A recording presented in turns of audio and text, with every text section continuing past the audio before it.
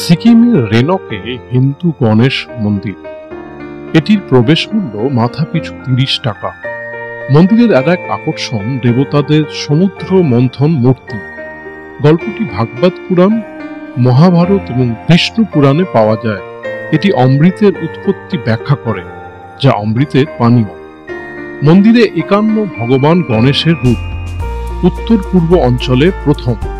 গণেশের ৫১টি মুখ, প্রতিটি ১২ ফুট করে। ১৬টি মুখ মন্দিরের প্রবেশপথের করিডোরে। বিশ্ববিনায়ক মন্দিরে শিবলিঙ্গ এবং হনুমানের মূর্তিও রয়েছে। ২.৫ একরের বেশি জমির ওপর ১০৮ ফুট উঁচু এই ৪তলা মন্দির। রাধাকৃষ্ণ মন্দির রয়েছে আগের জায়গায়। মন্দির তৈরির উপকরণ থাইল্যান্ড থেকে আমদানি করা হয়। এটি নির্মাণ করেন নেপাল এবং পশ্চিমবঙ্গের বিশেষজ্ঞ কারিগররা। মূল বেদিতে ১৬টি হাত বিশিষ্ট ১২ ফুট লম্বা গণেশের মূর্তি রয়েছে।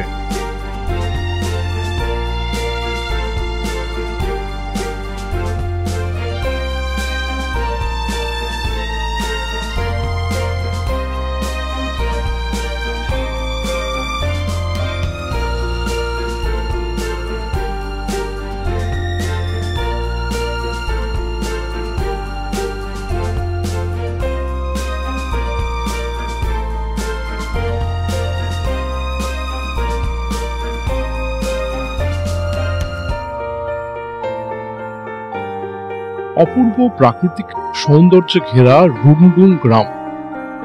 আর এখানেই বিশ্ববিনায়ক মন্দিরের উদ্বোধন হয় ২০১৬ সালের ৩ অক্টোবর।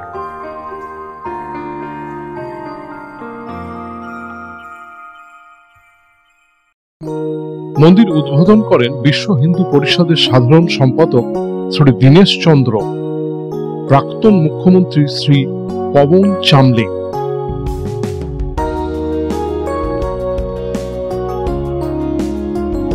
মানুষের পায়ের গরম এই জলাশয়ে ৪৬০০ ফুট উচ্চতায় পাহাড়ি হ্রদ। পূর্ব সিকিমের আরিতার গ্রামে সুন্দর এই লেক ১১২০ ফুট লম্বা এবং ২৪০ ফুট চওড়া বুট আকৃতির হ্রদ। সিকিমের প্রাচীনতম হ্রদগুলির অন্যতম। মূল্য দিয়ে প্রবেশ করলাম লামপোখরি হ্রদে। সবুজ তারের রেলিং ঘেরা জলাশয়, চারিপাশে সরু রাস্তা, পাইন, সিনকোনা ওকের জঙ্গল। রাস্তার মাঝে ছাউনি, বসার জায়গা।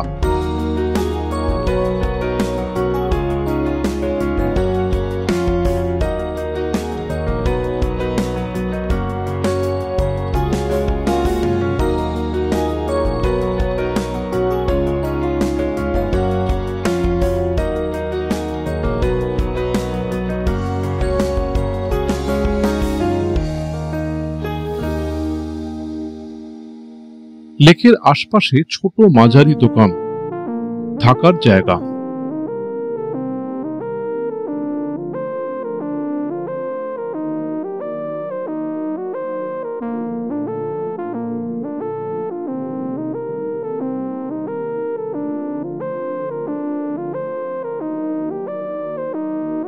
ঘুরতে গিয়ে বাদ সাধল বৃষ্টি।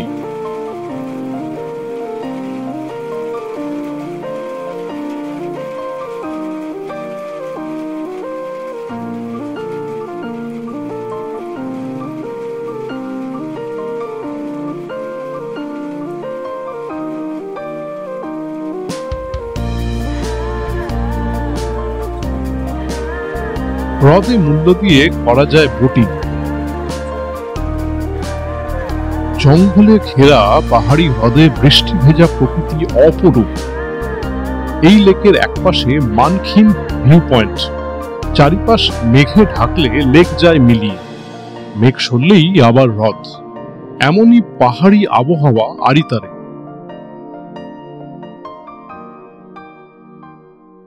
প্রিয় দর্শক, ট্রাভেল আভি চ্যানেলে স্বাগত। রয়েছি মামখিং ভিউ পয়েন্টে। সিকিমের এক অপূর্ব প্রাকৃতিক শোভা দেখা যায় এই ভিউ পয়েন্ট থেকে। ৬৫০০ ফুট উচ্চতায় আরিতার গ্রামে এই ভিউ পয়েন্ট। নেপালের প্রাচীন রাই মন্দিরের নামে মানখিম। ১০ টাকা প্রবেশ মূল্য দিয়ে ঢুকেছিলাম এই ভিউ পয়েন্টে। পরিষ্কার আকাশ থাকলে এখান থেকে দেখা যায় মানুষের পায়ের মতো লামপোখরি হ্রদ। যাকে আরিতাল লেকও বলা হয়। রোদ ঝলমলে দিনে দেখা যায় বরফে মোড়া কাঞ্চনজঙ্ঘার মনোমুগ্ধকর দৃশ্য। দেখা যায় জেলেপলা গিরিপথ ও জুলুকের ছোট গ্রাম। উঁচু পাহাড়ের উপর থেকে দেখা যায় নিচে সুন্দর প্রকৃতি। মেঘে ঢাকা পড়লে সব যায় মিলিয়ে, তখন শুধুই সাদা ধোঁয়ায় ঢাকা, কি যেন প্রকৃতির এক অদ্ভুত রূপ।